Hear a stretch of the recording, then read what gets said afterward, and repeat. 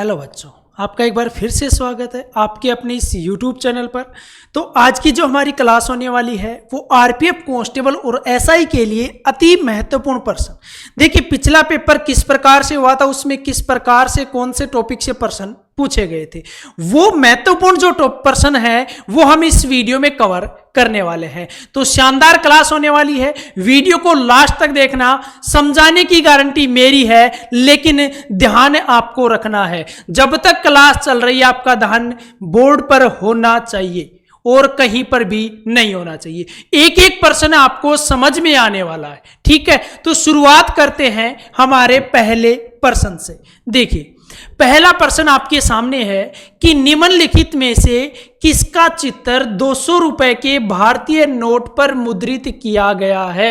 यह प्रश्न आपके एग्जाम में पूछा जा चुका है और इस प्रकार से बहुत से प्रश्न बन सकते हैं। जैसे 10 रुपए का नोट हो गया, 20 का हो गया, उन सभी नोटों पर किसके चित्र अंकित है, ठीक है। यहां पर प्रश्न पूछा है 200 रुपए के नोट पर। सबसे पहले यदि हम बात करें तो यहां पर देखिए 10 रुपए के नोट की बात करें तो 10 रुपए के नोट पर किसका चित्र है?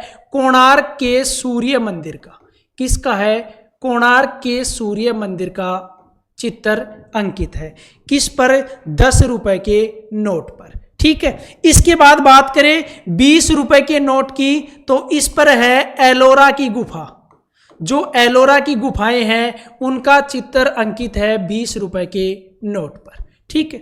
इसके बाद बात आती है 50 रुपए, तो 50 रुपए के नोट पर है हम्पी का रथ।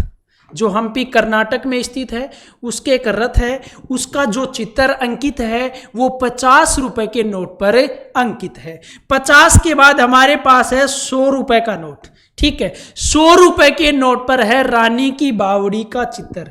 किसका है? रानी की बावड़ी का चित्र, ठीक। इसके बाद आता है 200 रुपए का नोट और 200 रुपए के नोट पर किसका चित्र अंकित है? सांची का स्तूप, जो कि मध्य प्रदेश में है। कहां पर है? मध्य प्रदेश में, तो सांची का स्तूप। इसके बाद आता है एक बड़ा नोट जो कि 500 का है और उस पर है लाल किले का चित्र, जो कि दिल्ली में स्थित है, ठीक है। एक और नोट की बात कर रहे हैं जो फिलहाल बंद हो चुका है, सरकार ने उसको वापस ले लिया था। 2000 रुपए के नोट, ठीक है। इस 2000 रुपए के नोट पर मंगलयान का चित्र अंकित है। अब बताइए हमारे प्रश्न का आंसर क्या होगा कि 200 रुपए के नोट पर चित्र कौन सा अंकित है? तो कौन सा है आपका? सांची का स्तूप है। ऑप्शन डी क्या होगा करेक्ट? सांची का स्तूप कहां पर है? मध्य प्रदेश में स्थित है। कहां पर है? मध्य प्रदेश में। एक बार फिर से इनको देख लीजिए, महत्वपूर्ण है आपके लिए एग्जाम के लिए कि 10 रुपए के नोट पर कोणार्क के सूर्य मंदिर जो उड़ीसा में है, 20 रुपए पर जो एलोरा की गुफाएं हैं, ठीक है। 50 रुपए के नोट पर हम्पी का रथ है, 100 रुपए के नोट पर रानी की बावड़ी है और 200 रुपए का जो नोट है वो सांची का स्तूप है, उस पर चित्र अंकित है। 500 के नोट की बात करें तो लाल किला है। कौन सा है? लाल किला। और 2000 रुपए के नोट पर मंगलयान है। किसका है? मंगलयान। ध्यान रख लेना, 2000 रुपए का नोट है। ले बेटा भाग जा यहां से, तो क्या हो जाएगा? उड़ जा यहां से, तो क्या? मंगलयान। तो इस प्रकार से आप किसी भी तरीके से इनको याद कर सकते हैं।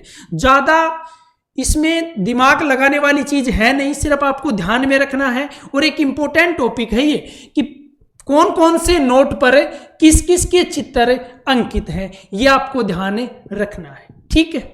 आ गई बात समझ में? देखिए अगला प्रश्न देखिए, इनमें से कौन सी समिति भारत में कर सुधारों से संबंधित है? भारत में टैक्स है, जो कर है, उनको उनके सुधार के लिए जो समिति नियुक्त की गई थी वो कौन सी समिति है इसमें? तो कौन सी आपकी? राजा चेलैया समिति। ऑप्शन ए यहां पर क्या होगा? करेक्ट होगा, ठीक है। राजा चेलैया समिति किससे संबंधित है? कर सुधारों से संबंधित है। ध्यान रखना, पहला पॉइंट। इसके बाद में आपके सामने 3 समितियां और हैं। देखिए इस प्रकार से प्रश्न आपको जरूर देखने का मिलता है कि कौन सी समिति का संबंध किससे है। किस समिति का संबंध किससे है, उस समिति की स्थापना, उस समिति का गठन किस वजह से किया गया था। यहां पर देखिए सरकारिया समिति की हम बात करें तो यह समिति है केंद्र राज्य संबंधों से, केंद्र राज्य संबंधों से संबंधित है कौन सी, सरकारिया समिति। इसके बाद आपकी आती है स्वामीनाथन समिति जो जनसंख्या नीति से संबंधित है। किससे संबंधित है, जनसंख्या नीति से संबंधित है आपकी स्वामीनाथन समिति। और लास्ट आपकी मीरा सेठ समिति जो कि हथकरघाओं के विकास के लिए संबंधित है। हथकरघाओं के विकास हेतु ये गठित की गई थी। ठीक, ये हो गई आपकी 3-4 समितियां आपके सामने हैं। पहली समिति जिसके बारे में हमसे प्रश्न पूछा गया, क्या प्रश्न था कि कर सुधारों से संबंधित कौन सी समिति है, तो हमारा आंसर क्या था, राजा चेलैया समिति। इसके बाद हमने देखा कि 3 समितियां और हैं, क्या पता एग्जाम में इनसे प्रश्न भी बन जाए, क्योंकि समितियों से संबंधित प्रश्न भी आपके सामने देखने को मिलता है एग्जाम में। सरकारिया समिति संबंधित है केंद्र राज्य संबंधों से, स्वामीनाथन समिति की बात करें वो आपकी संबंधित है जनसंख्या नीति से, और मीरा सेठ समिति संबंधित है हथकरघाओं के विकास हेतु। 4 समितियां 4 चीजों से संबंधित है, ये मैंने आपको यहां पर समझा दिया अच्छे से। आ गई बात समझ में।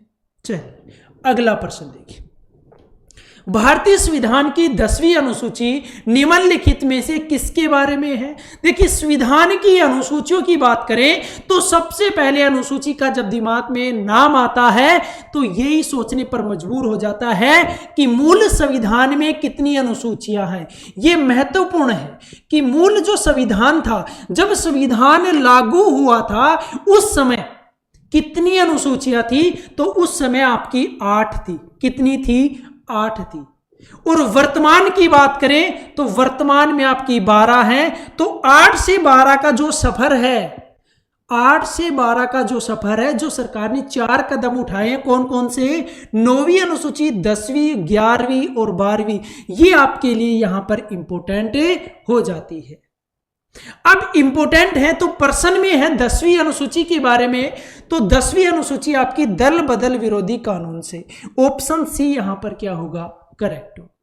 अब देखिए बात आती है कि सर 8 तो है, अब ये 8 तो मूल संविधान में थी, कोई भी ऐसा संविधान संशोधन नहीं हुआ कि इन 8 को ऐड किया गया, क्योंकि ये तो मूल संविधान में ही है। 8 के बाद 9वीं अनुसूची की बात करें तो ये आपकी प्रथम संविधान संशोधन 1951 के द्वारा ऐड की गई थी। ध्यान रखना, जो पहला संविधान संशोधन हुआ था उसके द्वारा ही 9वीं अनुसूची ऐड की गई थी।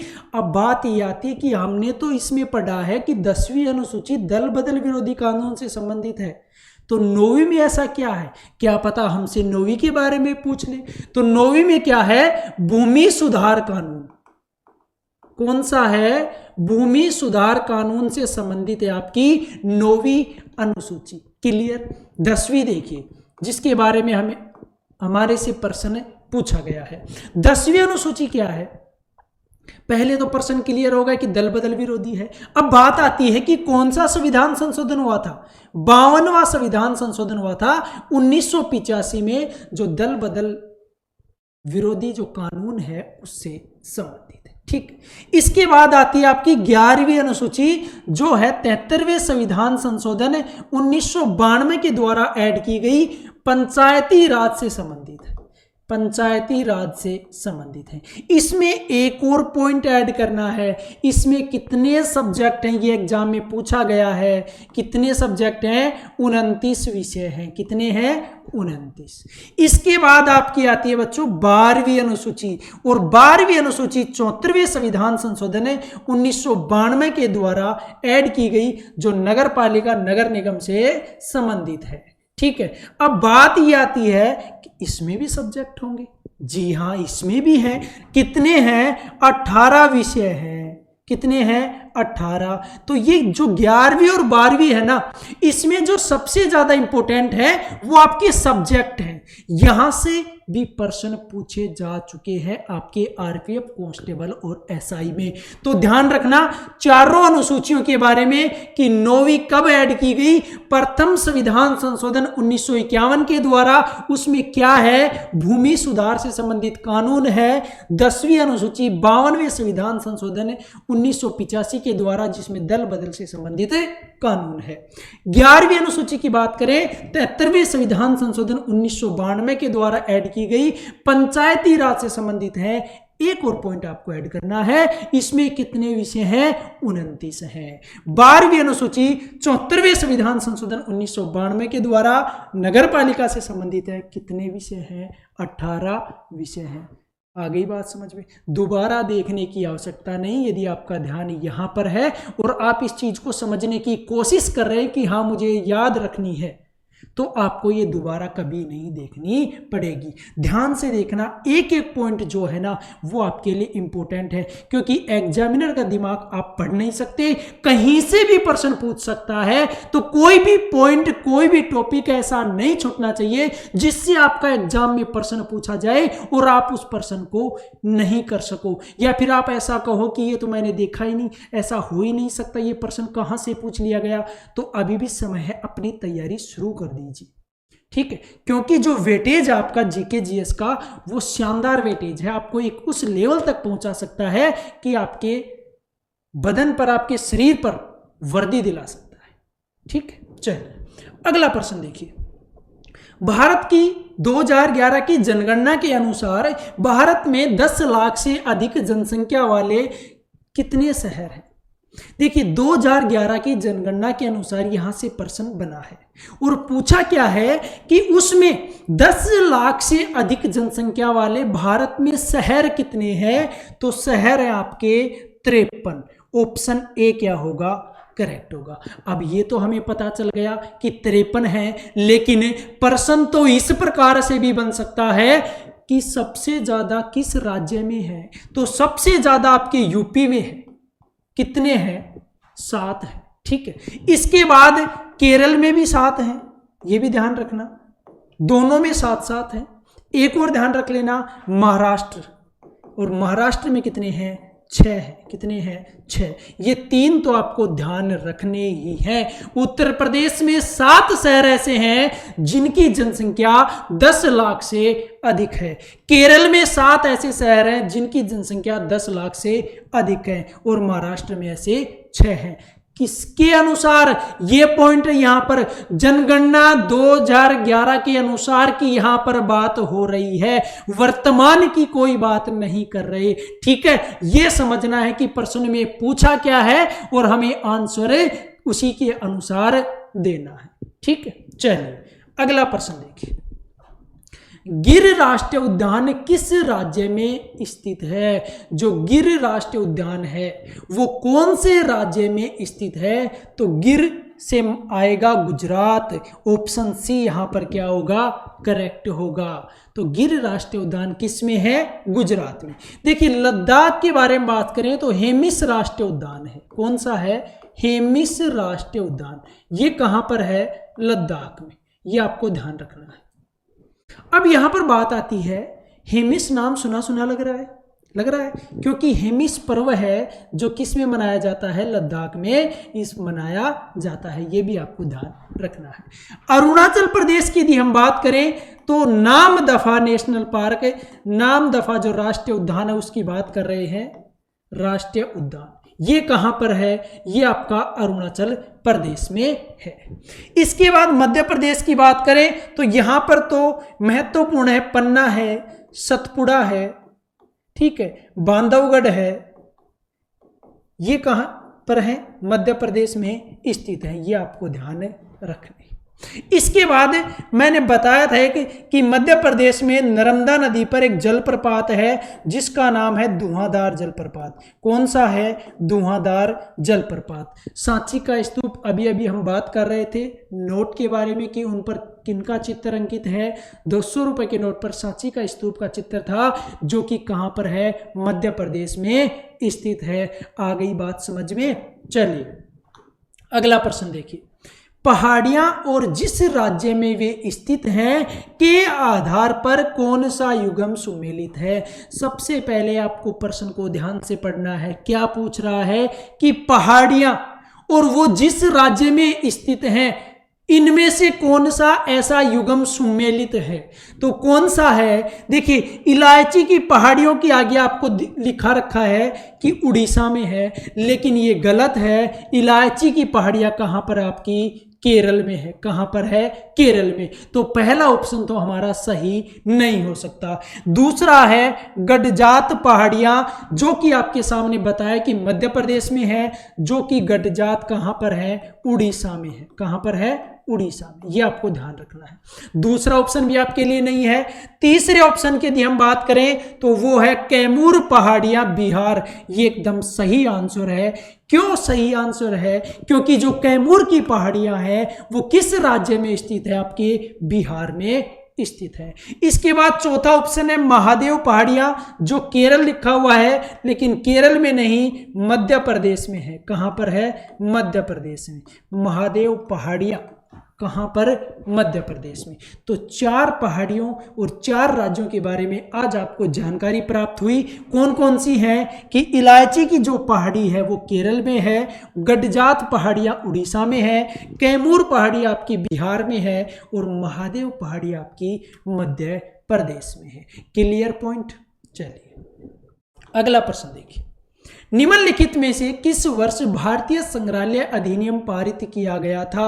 वो कौन सा वर्ष था जिसमें भारतीय संग्रहालय अधिनियम पारित किया गया, तो वो आपका था 1910। ऑप्शन बी क्या होगा, एकदम सही आंसर होगा, क्योंकि 1910 में ही भारतीय संग्रहालय अधिनियम पारित किया गया था।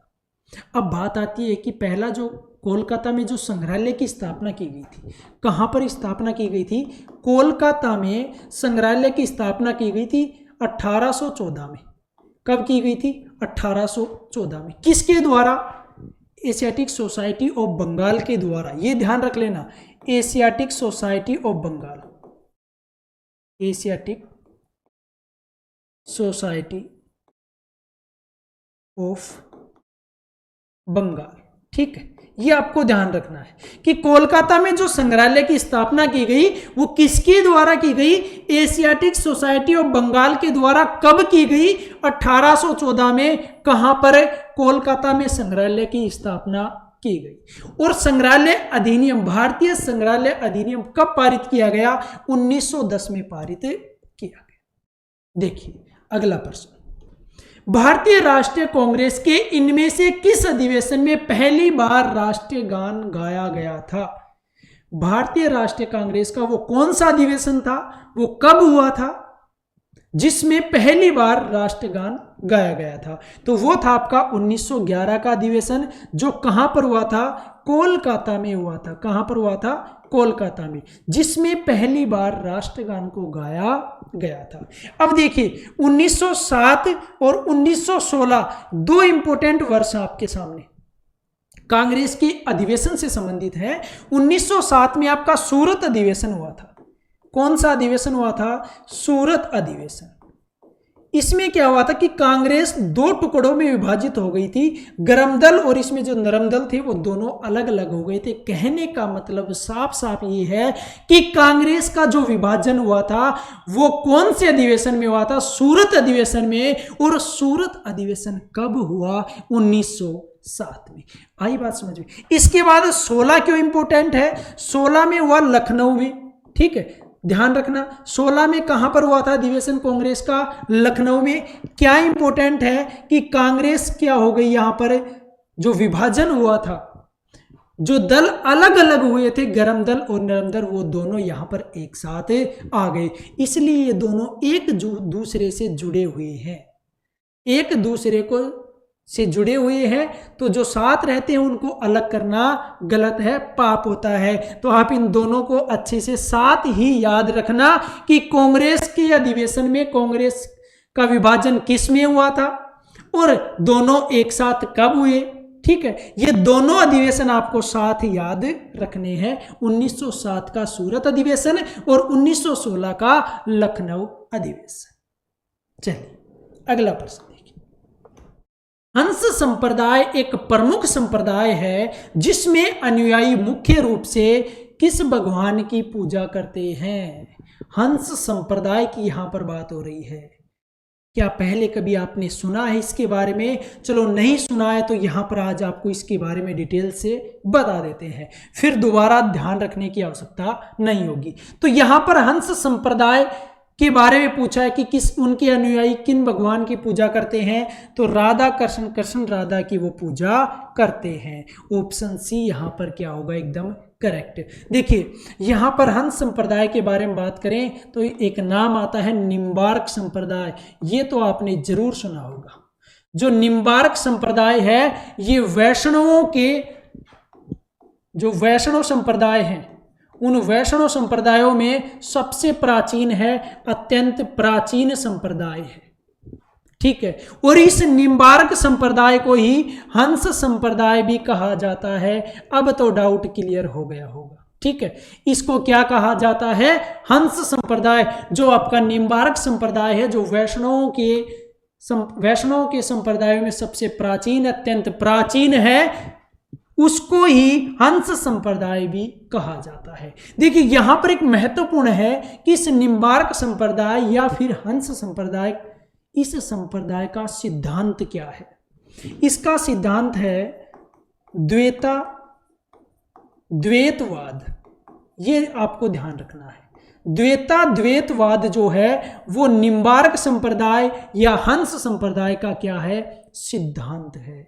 और एक प्रश्न इस प्रकार से भी पूछ सकता है कि वैष्णव संप्रदायों के, जो वैष्णवों के संप्रदाय हैं उनमें सबसे प्राचीन, अत्यंत प्राचीन कौन सा संप्रदाय है? तो यह भी आपको ध्यान रखना है, निम्बार्क संप्रदाय या हंस संप्रदाय।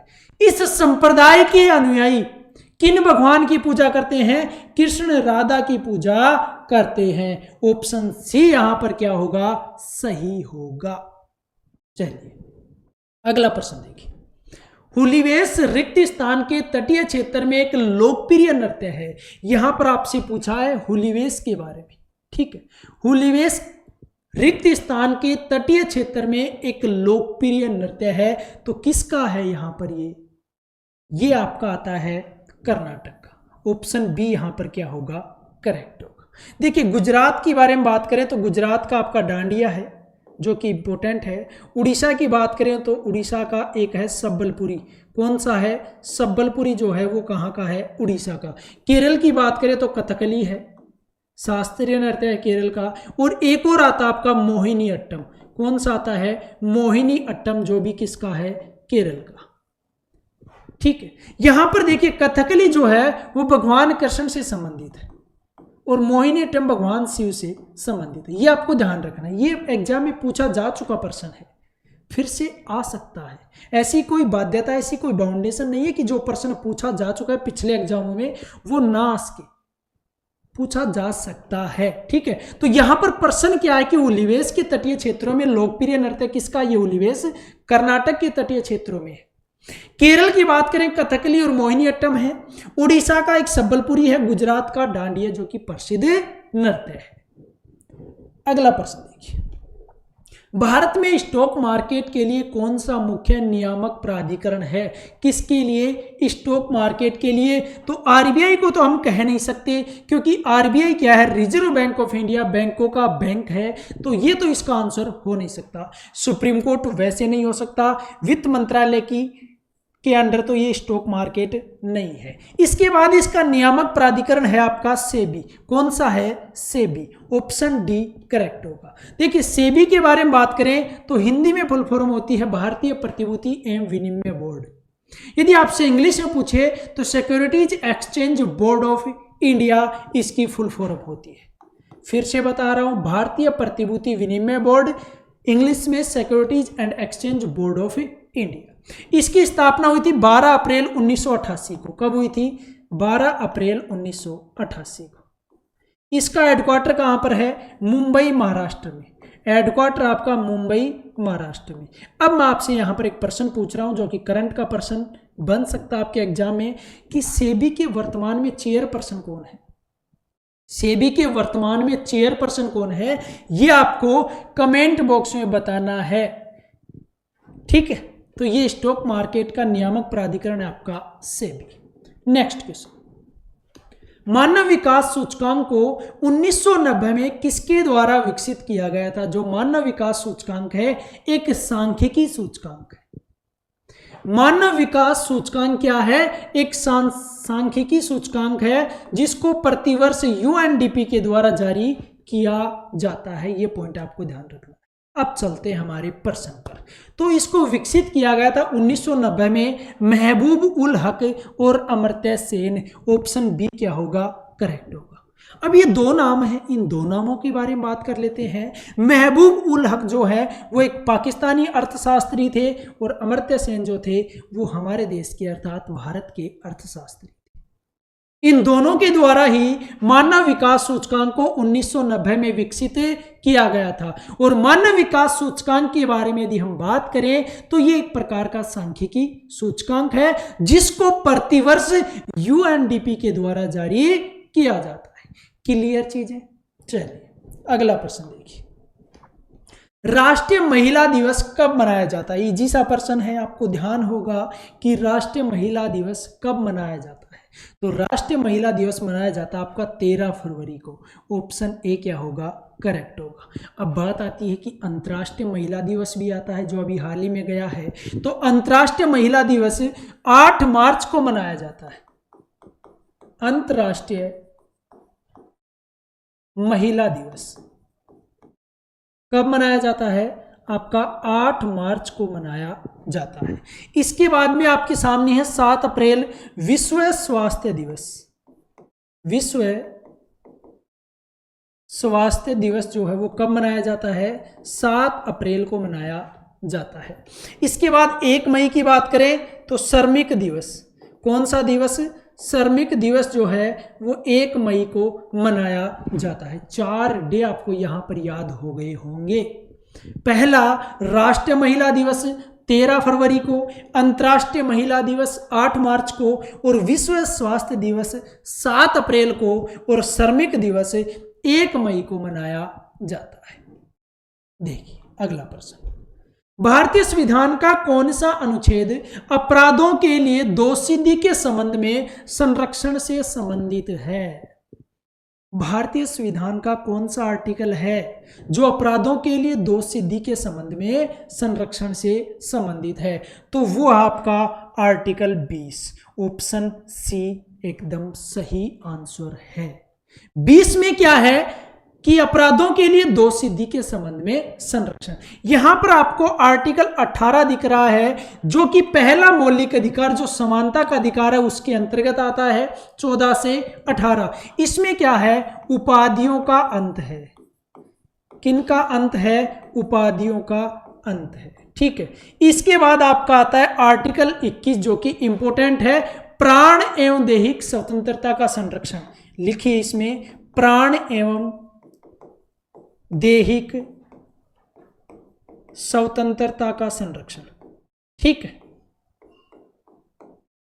ये आपको ध्यान रखना है। ये आपका है 21। इसके बाद आता है आर्टिकल 48 जो कि आपका 36 से 51 जो नीति निर्देशक तत्व है भाग 4 में उनमें है ये 48 कृषि एवं पशुपालन संगठन।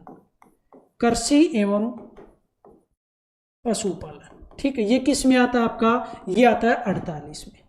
20 और 21 से कुछ ध्यान आ रहा है कि मौलिक अधिकारों का निलंबन संभव है आपातकाल के दौरान, किनको छोड़कर? आर्टिकल 20 और 21 को छोड़कर। ये भी आपको ध्यान रखना है। चलिए अगला प्रश्न देखिए, भारत में धूसर क्रांति का संबंध निम्न में से किससे है? हरित क्रांति के बारे में आपने अच्छे से पढ़ा होगा। भारत में हरित क्रांति के जनक कौन है? स्वामीनाथन है। ये सभी आपको अच्छे से भी पता होगा। लेकिन यहां पर एक नया प्रश्न आपके सामने निकल कर आया है, धूसर क्रांति का संबंध किससे है? उर्वरक उत्पादन से है। ऑप्शन डी यहां पर क्या होगा? करेक्ट होगा। देखिए धूसर क्रांति को ग्रे क्रांति भी कहा जाता है। क्या कहा जाता है? धूसर क्रांति को ग्रे क्रांति भी कहा जाता है। और धूसर क्रांति की शुरुआत 1960-70 के दशक में हरित क्रांति के बाद मानी जाती है। ये आपको ध्यान रखना है। धूसर क्रांति की शुरुआत जो है वो 1960-70 के दशक में हरित क्रांति के बाद इसकी मानी जाती है। और दूसरी क्रांति को ग्रे क्रांति भी कहा जाता है, जो किससे संबंधित है? उर्वरक उत्पादन से संबंधित है।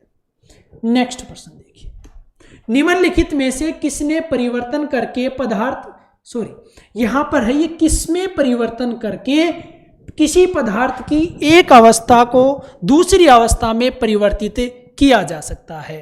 देखिए पदार्थ की पहले तो बात करें, 3 अवस्थाएं हैं। एक आपकी ठोस है, एक आपकी द्रव है, एक आपकी गैस है, और एक अन्य अवस्था है आपकी प्लाज्मा। कौन सी है? प्लाज्मा। ठीक, इसको छोड़िए, हम 3 अवस्थाओं के बारे में बात करते हैं। अब ठोस को द्रव में बदलना है या फिर द्रव को गैस में बदलना है, तो क्या करेंगे हम? इनमें किस अवस्था में बदलना है? यदि दूसरी अवस्था में, तो किस में परिवर्तन करेंगे? थोड़ा सा सोचने वाली बात है, ये रटने वाला प्रश्न नहीं है, सिर्फ दिमाग का प्रश्न। आपको देखना है इसमें किस में करेंगे? तापमान में परिवर्तन करेंगे कि ठोस क्या हो जाएगा? द्रव में, द्रव क्या हो जाएगा? गैस में। कहने का मतलब एक अवस्था से दूसरी अवस्था में यदि परिवर्तन करना है तो तापमान में परिवर्तन करेंगे। ऑप्शन सी एकदम सही आंसर। चलिए अगला प्रश्न देखिए, निम्न अम्लों में सबसे दुर्बल अम्ल कौन सा है? इनमें से सबसे जो दुर्बल अम्ल है वो कौन सा है? तो वो आपका है एसिटिक अम्ल। ऑप्शन ए एकदम सही होगा। ठीक है, अब देखिए बात आती कि एसिटिक अम्ल ही क्यों है? कुछ रीजन तो होगा इसके पीछे, ये कुछ ऐसी चीजें तो करता होगा कि इसको दुर्बल अम्ल कहा जाता है। तो ये है कि एसिटिक अम्ल जो है ना, वो जलीय विलयन में बहुत कम H+ आयन देता है।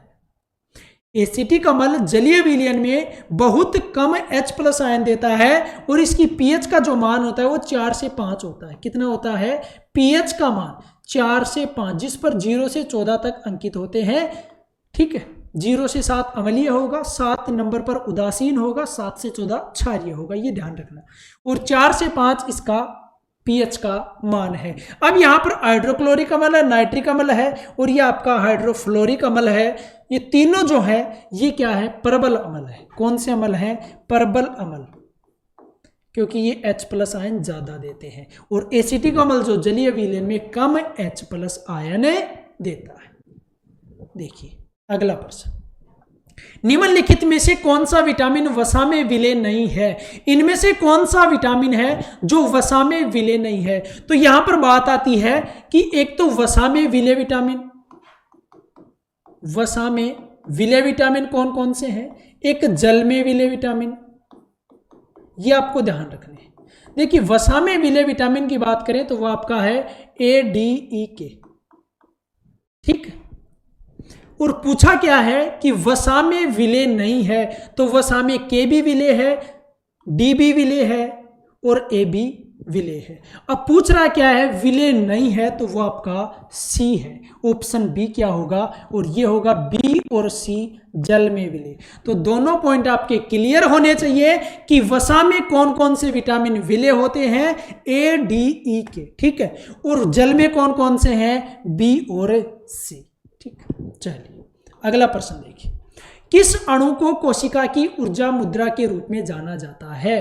कौन सा अणु है जिसको कोशिका की ऊर्जा मुद्रा के रूप में जाना जाता है? तो ATP को जाना जाता है। किसको? ATP को। ऑप्शन ए करेक्ट होगा। देखिए ग्लूकोज के ऑक्सीकरण से जीवों में, यदि इसके बारे में हम बात करें, ग्लूकोज के ऑक्सीकरण से ATP का निर्माण होता है, तथा इसके विघटन से शरीर में उपापचयी क्रियाओं और कार्य करने की ऊर्जा प्राप्त होती है। ये आपको ध्यान रखना है। तो ATP का निर्माण जीवों में ग्लूकोज के ऑक्सीकरण से होता है। नेक्स्ट क्वेश्चन देखिए, गहरे समुद्र में पानी का रंग नीला किसके कारण दिखाई देता है? जो गहरा समुद्र है उसमें जो पानी का रंग होता है वो नीला किसके कारण दिखाई देता है? तो किसके कारण? प्रकाश के प्रकीर्णन के कारण। ऑप्शन सी करेक्ट होगा। अब प्रश्न का आंसर तो कर लिया, लेकिन ये नहीं पता कि प्रकाश का प्रकीर्णन क्या होता है। देखिए, किसी भी माध्यम में जब प्रकाश के कण निलंबन कणों से होकर गुजरते हैं, किससे होकर? निलंबन कणों से होकर गुजरते हैं। किसी भी माध्यम में प्रकाश के कण निलंबन कणों से होकर गुजरते हैं तो प्रकाश का कुछ भाग क्या हो जाता है? अवशोषित हो जाता है तथा सभी दिशाओं में उत्सर्जित होता है। इसे ही क्या बोला जाता है? प्रकाश का प्रकीर्णन बोला जाता है। फिर से बता रहा हूं, जब किसी माध्यम में प्रकाश के कण निलंबन कणों से होकर गुजरते हैं, जब किसी माध्यम में प्रकाश निलंबन कणों से होकर गुजरता है तो उसका कुछ भाग अवशोषित हो जाता है तथा वह सभी दिशाओं में उत्सर्जित होता है। इसे ही बोला जाता है प्रकाश का प्रकीर्णन। और इसकी वजह से ही गहरे समुद्र में पानी का रंग कैसा दिखाई देता है? नीला दिखाई देता है। तो ये थे आज की क्लास के अति महत्वपूर्ण प्रश्न जो पिछले एग्जामों में पूछे गए हैं। अब आपको कमेंट बॉक्स में बताना है कि आपको क्लास कैसी लगी। यदि आपको क्लास अच्छी लगी तो क्लास को लाइक कर देना, अपने दोस्तों के साथ शेयर कर देना। यदि आप चैनल पर नए हैं तो चैनल को सब्सक्राइब करना न भूलें। बेल आइकन प्रेस कर लें ताकि प्रत्येक क्लास का नोटिफिकेशन आपके पास पहुंच सके। धन्यवाद।